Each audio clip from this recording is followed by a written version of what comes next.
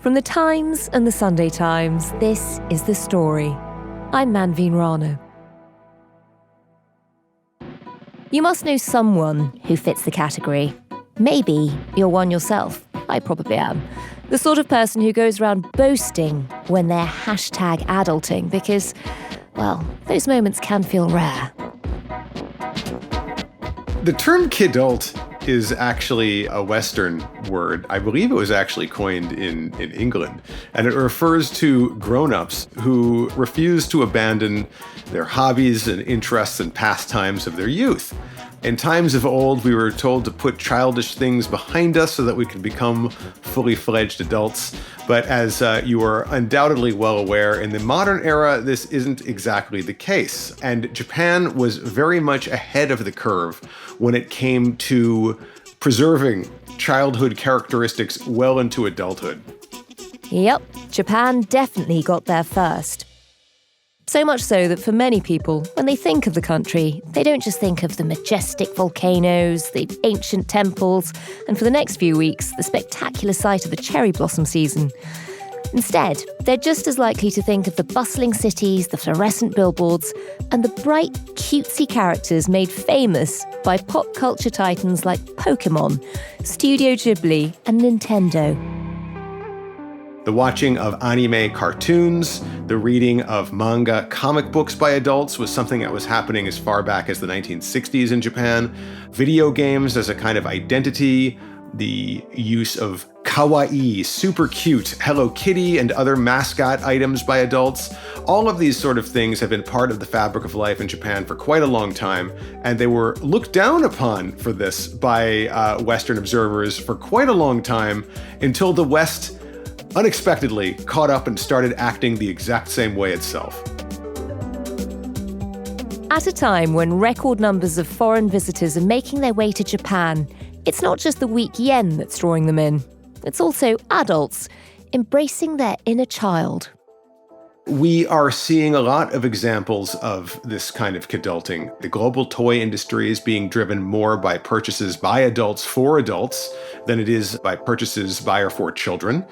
Young adult books, which were originally intended for teenage and preteen audiences, are absolutely hugely popular among adult readers, as are things that you wouldn't have associated with adults, such as movies based on comic books. But you also see examples of what might be called kidulting in society at large as well. It's much more difficult for the younger generations to leave the nest, for instance, and start careers at the same ages when their predecessors did. So you have a lot more living at home. You have a lot more delaying of getting married, for instance. You have a lot more avoidance of things that were typically associated with adults, such as consumption of vices like tobacco or alcohol. So you're seeing this preservation of adolescent characteristics well into the years that would have been associated with adulthood in previous generations. And that is really coming to the forefront now in the 21st century.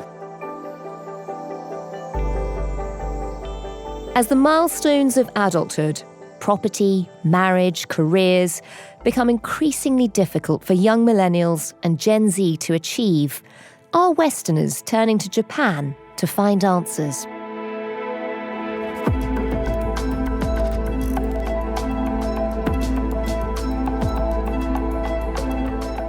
The story today: how Japan paved the way for Western kidults.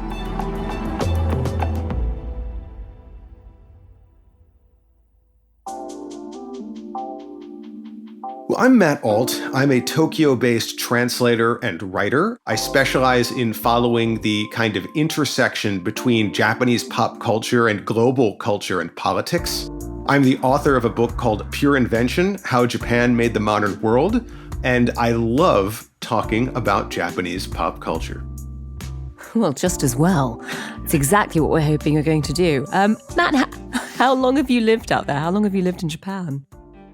I've lived in Tokyo for 21 years now. I moved out here in the early 2000s with my wife, who is Japanese, and we founded a company called Alt Japan that specialized in what was then a very arcane field known as localization, which is In simple words, the production of English language versions of entertainment products. In our case, mainly video games, but also things like manga, helping toy companies with their packaging and the presenting of their products, all sorts of things like that. And that gave me a sort of front row seat at the beating heart of Japan's pop cultural machine. And I got to see all sorts of creators working to bring their ideas to life. I helped them bring their visions to foreign audiences.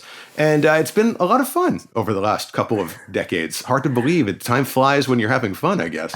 And Matt, for you, growing up in America, what was your introduction to Japanese culture? How did you first get into it? So I grew up on the East Coast of America. I was born in Washington, D.C., and raised in its suburbs in Maryland. My family had no real connection to Japan or Asia at all, except for the fact that one of my grandfathers had fought in the Pacific Theater during World War II. But when I was growing up, when I was coming of age in the late 70s and early 80s, it just happened to coincide with this great importation of Japanese pop culture into the American and also global kids' marketplaces. I encountered a Japanese robot toy when I was a kid. It was called a Shogun Warrior. It was named after the Shogun miniseries of 1980, I guess, even though it had nothing to do with it. And it's just design sensibilities were so different from the things that I was used to, even at that young age as a kid. And something clicked in my head. Somewhere out there, far, far away, is a nation of people who love robots just as much as I do. And I have to get out there. That's literally what I was feeling and thinking back then. And so it's toys that brought me into Japan. And how easy was it to get hold of Japanese series, sort of cartoons, all the things that people follow so closely now? Well, in the 80s in particular, companies that imported Japanese products did almost everything they could to hide those Japanese origins. Things like the Transformers toys, you might remember those. They transformed from cars and planes into robots and things like that. Or even video games like Pac-Man. They were presented as being the products of American companies. They often hid the fact that Japanese were involved in them. In fact, if you watch an episode of the Transformers, no Japanese names appear in the credits, even though they're based on a Japanese toy line and the show was animated entirely in Japan. This is because back in the 80s, we were experiencing a period that we now look back on as Japan bashing. Japan was this incandescent financial dinosaur that was taking over the world, and everybody believed that we would soon be serving Japanese corporate masters. This is the time when big Japanese companies were buying up iconic global properties, the Pebble Beach Golf Course, Rockefeller Center, and when workers in the auto industry and electronics industries all over the planet were pushing back against all of these imported Japanese products that they believed were taking their jobs. So it was an era when Japan was very much ascendant, and Japan was very much scary to people in the West in a lot of ways. So this is why I believe that there was so much hiding going on of Japanese stuff. But for those of us who got a taste for things like Japanese manga or anime or toys that weren't imported into the States, they were very difficult to get at this time. There was no equivalent of streaming entertainment. There was no equivalent of YouTube back then. The only way that you could get your hands on Japanese cartoons that weren't being broadcast on TV under some other name was to go to a convention of some kind or find another aficionado and trade videotapes with them. So it was very much a kind of underground economy, very, very different to what we see today. A whole subculture. It's much more obvious now. People are fascinated by anime. It's a huge part of Western culture now too. The fascination with Japan right now seems completely different to the relationship with it in the past. I mean, give us a sense, for example, of just how many people are visiting Japan now. Well, absolutely huge numbers of foreign visitors are coming to Japan. In 2024, we saw something like 37 million foreign tourists coming to Japan. This was a world record for the country. And the Japanese government is welcoming them with open arms. They're actually trying to double that by 2030, which is really kind of hard to believe because a lot of locals are viewing this with a lot of ambivalence because things have gotten, quite frankly, more crowded lately, especially in the more touristy sections of town. So it is a big shift from back when I was a kid and studying Japanese. And the first time I came to Japan around 1990, I felt like a stranger in a strange land. There were very few foreigners at the time, and the Japanese I encountered were almost 2-1. Why? What are you doing here? Why would you come here? We're all trying to go over to your country. So it's a really big flip, culturally speaking, compared to how things were back in the 20th century. And just briefly, why do you think that's happening? Why do you think people are being drawn to Japan in such huge numbers? Well, I think people are being drawn to Japan in such huge numbers now, partly because of all of the pop culture from Japan that has spread around the planet in the decades after World War II. In World War II, my grandparents' generation, they saw Japan as enemies. My parents' generation, the boomers, saw Japan as a failed enemy, rival, economic rival in the 80s. But to those of us in Generation X and later, we never saw Japan as a threat because we were surrounded by all of these wonderful fantasies that Japan was making. As a Gen Xer who was raised in the late 70s and early 80s, it was quite difficult to find Japanese entertainment. You had to really go looking for it. But in the 1990s, that all changed. Cable television started bringing Japanese cartoons to wider and wider audiences. Japanese video game systems were ascendant. With thousands of colors, 16-bit graphic technology, and 10-channel mega stereo sound. The most advanced video game system in the universe. Yes! Mega Drive from Sega. Things like the Sega Mega Drive or the Sony PlayStation were bringing Japanese-made video games to huge audiences all over the world. And then in 1999 came the biggest fad of all, Pokemon. I wanna be the very best, like no one ever was. When that hit the West, it was like a switch being flipped, and Japanese fantasies were pouring into the Western marketplace. The upcoming Pokemon, the first movie, recently caused such a frenzy that the switchboard at Warner Brothers was flooded with 70,000 calls a minute from people desperate for tickets. Boys, girls, all ages playing with Pokemon cards, playing Pokemon games, watching Pokemon cartoons. So far this year, sales of trading cards, toys, and video games surpassed $500 million in the U.S. Another $4 billion was sold overseas. It was a huge moment, I think, in the relationship between Japan and the outside world, because for the first time, you had huge numbers of very young people who were seeing Japan as a kind of aspirational place. It was making all of this great stuff that they wanted, and they wanted a lot of it. So that was a really big sea change, and it happened right at the turn of the millennium. That's so fascinating. And for those of our listeners who don't remember the period when you first became fascinated by Japan, just take us right back to the early 90s. Just remind us of that moment when Japan was what they used to call a tiger economy. Japan was seemingly on top of the world in the late 80s. The most aspirational role, particularly for a Japanese boy, was to be a salaryman, a white-collar worker working for a big Japanese company. They were the lifeblood of the Japanese economy, and they were the ones who made Japan Inc. the powerful economic tiger that it became. The Japanese corporate system promised lifetime employment and a generous pension to all of those who were hired and signed on board. And so getting a job right out of college was seen as a key to a very bright future.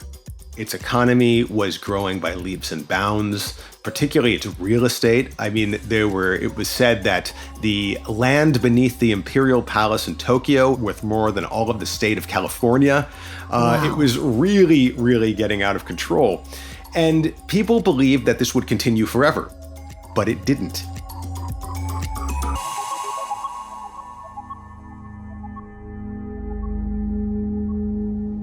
In 1990, the stock market crashed, followed by the real estate market, and the Japanese bubble economy was over. It didn't really set in for a few years what had happened, but now economists looking back call the entirety of the 90s and much of the early 2000s Japan's lost decades.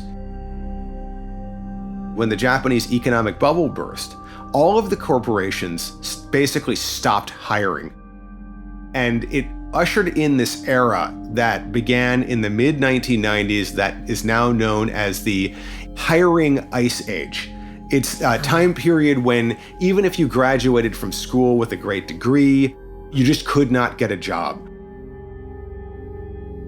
So young people began to feel like their future had been taken away from them. They began to feel as though the adult world around them was reneging on the promises that had been made to them. If you study hard and you go to university and you graduate with a degree, you will be guaranteed a job and you will maintain that job for your entire career and be taken care of afterwards. That whole system crumbled in the 1990s. And with it, the aspirations of an entire generation of young Japanese people. And what ended up happening was these people started to turn inward. They started to embrace fantasy. They came up with all sorts of ways to kind of make it through this economically apocalyptic era that they found themselves living in and that there was no guidebook for. There were no adults who could help them navigate this space because nothing like this had happened in the post-war era. So it was a time of great ambivalence in Japan, especially on the part of young people who felt that the future was very bleak, very dim.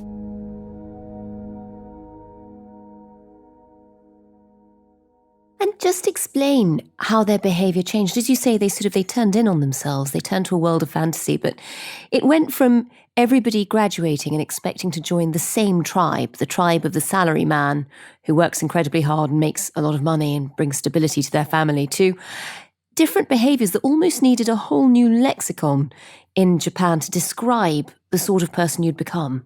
Absolutely. All sorts of new words emerged during the 1990s to describe societal ills that had not been known before that. Things like the word hikikomori, which is now used in English to refer to a shut-in, somebody who drops out of society and doesn't want to leave their house. Or karoshi, which is a really horrific word that means death from overwork.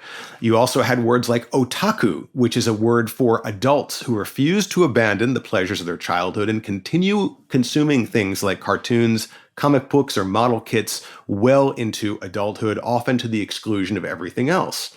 These sorts of behaviors had been seen as outliers in the 80s, but in the 90s, particularly with regards to otaku, they started to become a new kind of mainstream. Young people openly consumed things like cartoons, anime, manga, comic books, and video games in ways that would have been looked down on in previous generations. But now it was like, well, what does it matter anyway? We don't have a future. Why wouldn't we play video games? Why wouldn't we read comic books? Interestingly, in this time period, one of the greatest innovators demographics-wise were Japanese schoolgirls. Japanese schoolgirls repurposed all sorts of technologies from salarymen, such as pocket pagers, and turned them into texting devices, or photo booths that were used to print out stickers and put on business cards. They turned those into printers for selfies and compiled them into Facebooks. So you started to see the rudiments of social media a decade before anybody dreamed them up in the West. Things like emoji, which emerged from Japanese schoolgirls using little smiley faces and other graphical things to pepper their texts with, emerged as a new lexicon, a kind of new way of communicating in this digital age where we would be very close together, but separated by the devices that we use to communicate with one another.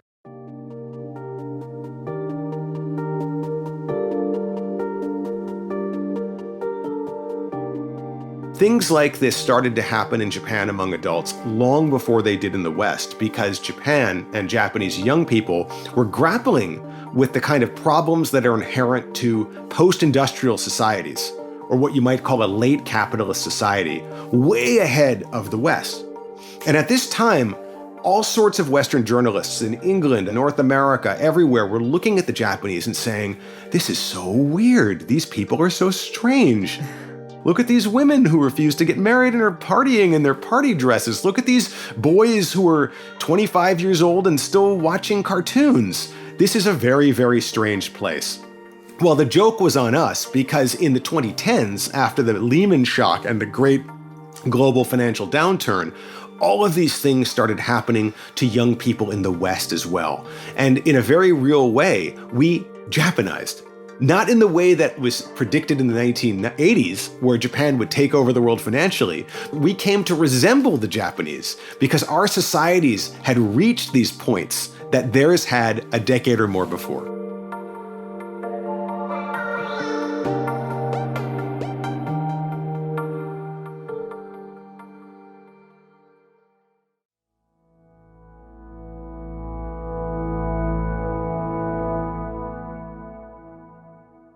Matt, you've just been explaining how Japanese adults suddenly, when their economic prospects collapsed, turned in on themselves and found great comfort in childish pursuits, kidulting, in the 90s and onwards. Around that time, some of their kidulting ventures really caught on in the West. You suddenly had a moment where the West woke up to Pokemon, to anime. It was still a subculture, but it was suddenly a lot of children in the West were very aware of it. Things change again when it comes to, as you've pointed out earlier, the financial crash, but also COVID. Why did that become such a big moment in terms of, sort of catching on to Japanese ideas? Well, a few minutes ago, we talked about the Japanese word hikikomori, which is the word for somebody who drops out of society and it basically locks themselves away in their houses. COVID-19 turned basically everybody on the planet into an involuntary hikikomori. We were all stuck inside of our houses, unable to leave, and we turned to fantasies to help us through this. I don't think it was any coincidence that a great many of the fantasies that the West turned to were Japanese in origin. Anime viewership spiked during the pandemic. People were consuming more anime than almost any other genre on Netflix during this time. In fact, in 2020, the world's top grossing film at the box office was a Japanese cartoon, an anime called Demon Slayer Kimetsu no Yaiba Mugen Train.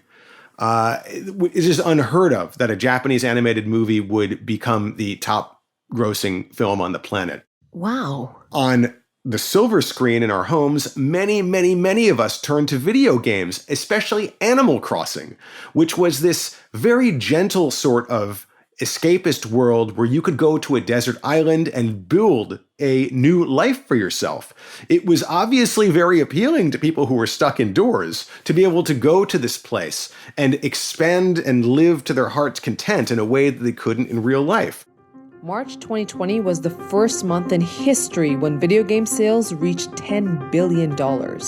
One game that's been driving this boom in particular, Animal Crossing New Horizons. It sold 5 million digital copies in March alone, more than any console game in history. Japan has a real knack for creating these escapist sort of things. I call them fantasy delivery devices. This is a word I coined when I was writing my book, and it describes devices that change us as we consume them. Things like the karaoke machine, which makes all of us stars for the duration of a song, or the Walkman, which put us in our own personal media silos, our own personal media spheres, and let us shut the world out. Yes. The Sony Walkman is a tiny stereo cassette player with truly incredible sound. Japan was ahead of the curve in creating all of these things because there is a great sense of playfulness in this society here. You know, Japan is often misportrayed, I think, as a very rigid society, almost authoritarian toward its citizens. This is absolutely not the case.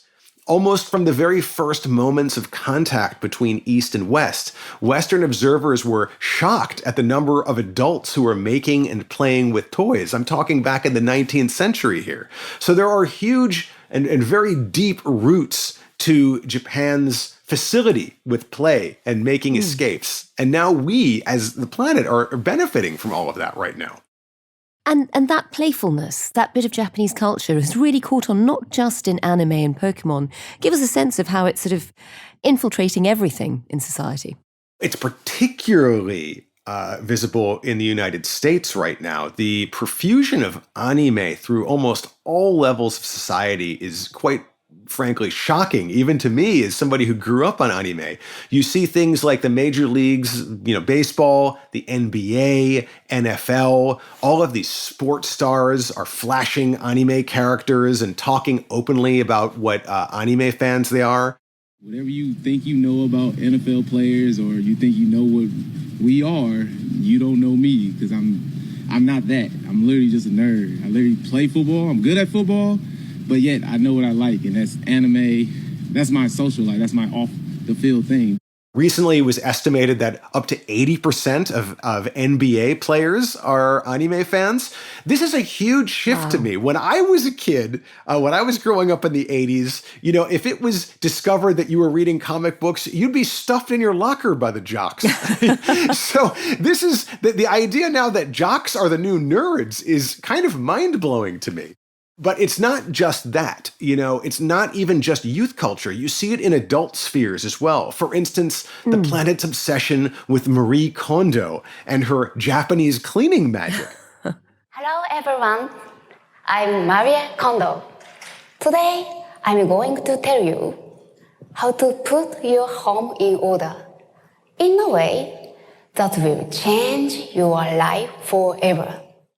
Why on earth are we turning to a Japanese person to help us organize our sock drawers? Can't we do this ourselves? But there is something about Marie Kondo's unique approach that was honed in Japan for Japanese audiences, but now greatly appeals to all of us around the world because our sensibilities have quietly Japanized from all of the pop cultural content we have been consuming over the decades. And as you say, this is now sort of an adult fascination too. It's not just kids. Just explain how that's playing out. Millennials in particular are the first generation that grew up on Japanese fantasies almost since birth. And that's continuing on in subsequent generations.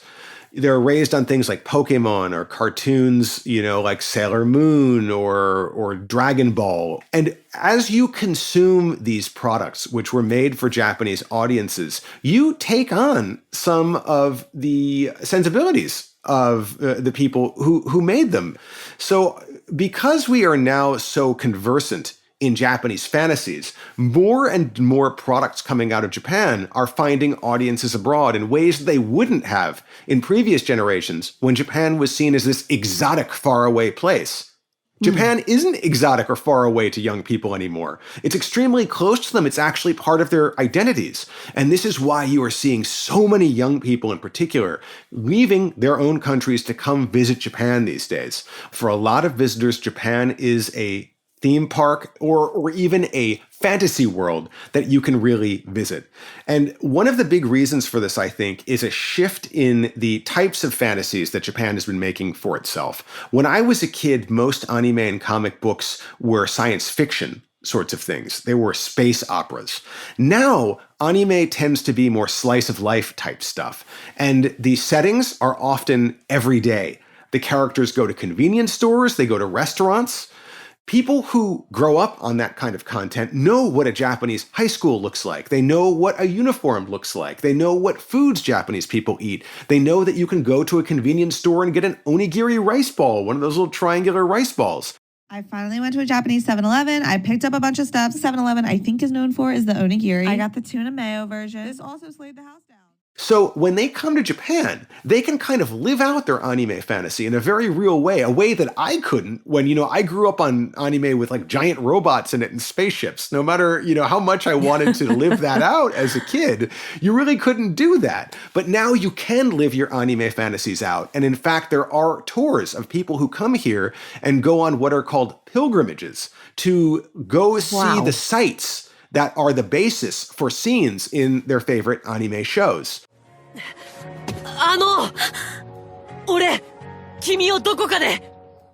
There's a staircase in downtown Tokyo that was used in a movie called Your Name, and all hours of the day and night, there are young people hanging out on it, taking pictures on it, because there's a famous scene where the characters walk past each other on it, and it's actually used in the movie poster.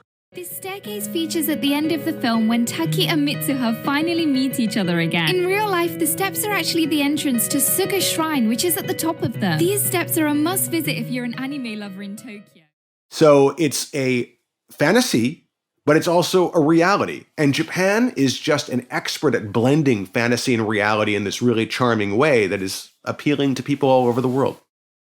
And part of the reason it's appealing so much to adults, they're not leaving these things behind, is because as you pointed out, rather like Japan in the 1990s, the West seems to be going through something similar. Well, the 1990 through about 2010 is known as the lost decades in Japan. And I think in a way, the Western world is going through a lost decade of its own. There is dramatic inflation out there, a sense that the cost of living is too high, that it's very difficult to do things like buy cars or homes or start families. There's a lot of political dysfunction, a lot. There is all sorts of things that conspire to make young people feel like, at the very least, things are going to be a lot harder for them than it was for their predecessors. And at worst, things are going to be unbelievably bleak for them. So why not consume these things that, have such soothing effects on them? So Japan got there first. They created this whole fantasy world that people could retreat to when they're feeling more atomized, when they're not going out so much in society, when the world is very much more about being inside online and living life through that. Given that they did it all before we did, not only did they provide the tools for us to be able to cope with all of this, but do they give us a sense of where we end up? Where, if is there a template? Where do we go? How does this affect generations to come? Yeah, it's a very, very good question. It used to be that Japan was ahead of the curve, but now we've kind of synchronized in a lot of ways. So because of this synchronization, it's a little bit difficult to see exactly where we're going. But I think one thing is clear. I think that fantasies that help us create and fantasies that help us build are the only way through the darkness that's ahead of us. I do think that Japan is a beacon in the darkness, showing that if you keep making compelling things, people will come. And that, I think, is a kind of light in the darkness.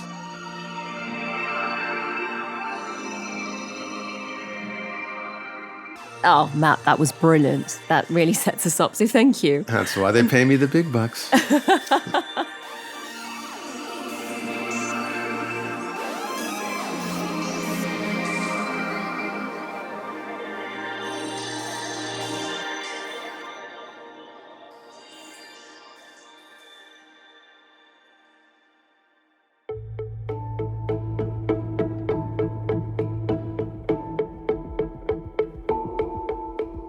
Thanks to Matt Alt, author of Pure Invention, How Japan Made the Modern World. If you enjoyed this, you might want to listen back to a previous episode about the rise of South Korean culture, and also our episode on the Japanese film studio that inspired Disney, Studio Ghibli. We'll put links in the description of this episode. The producer today was Sam Chantarasak. The executive producer was Fiona Leach, and sound design and theme composition were by Mal Lassetto. If you can, please do leave us a review wherever you get your podcasts, or pass this episode on to anyone who you think might enjoy it. Thanks for listening. See you tomorrow.